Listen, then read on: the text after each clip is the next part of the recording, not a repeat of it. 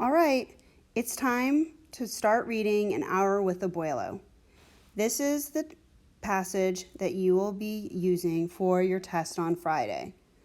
As you're reading the story, this is the first read, and so we wanted to go over some key strategies while reading it.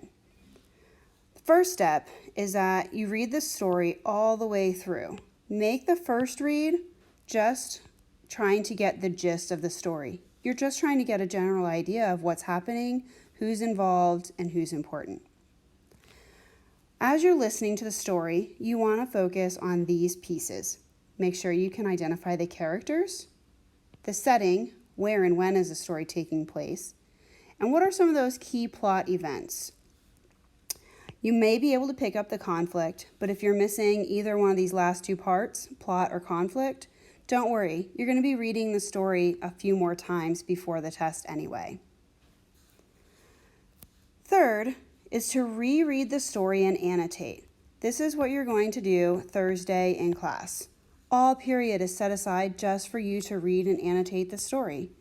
Tomorrow, make sure that you are marking key passages by adding descriptions of the characters.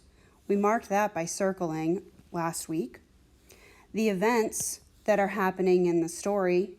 This is good to put notes off to the side and also mark what part of the plot line it is. Our notes look like this when we did it for the scholarship jacket together. If there's any parts of the story that are confusing or you're not really sure what it is, make sure you put a question mark. That way you can send me an email, you can ask another teacher, you can go ask at the tutoring hub, you can reach out to somebody else and check to see if your understanding is what the story is trying to tell you. The fourth time you look over your notes, you're just going to be looking down that column on the side where you have been putting all of your main ideas. Look over those key events. Make sure that you can find what the conflict is. Know where the parts of the plot are, such as the resolution.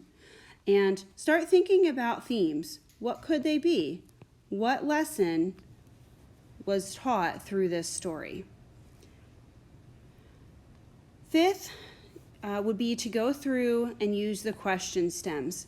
Make sure that you're using these to help guide your thoughts for the passage. You don't need to know everything. You do need to know about characters and their motivation. You do need to know about key details and what events that leads to. You do need to make some inferences, which is reading between the lines based on this part of the text. Based on what I already know, I can make this conclusion. And you're also going to be looking for author's purpose, looking for why information is included in the story. I hope that helps you out, and enjoy listening to An Hour with Abuelo. This may be read by the teacher, or there's audio on Schoology.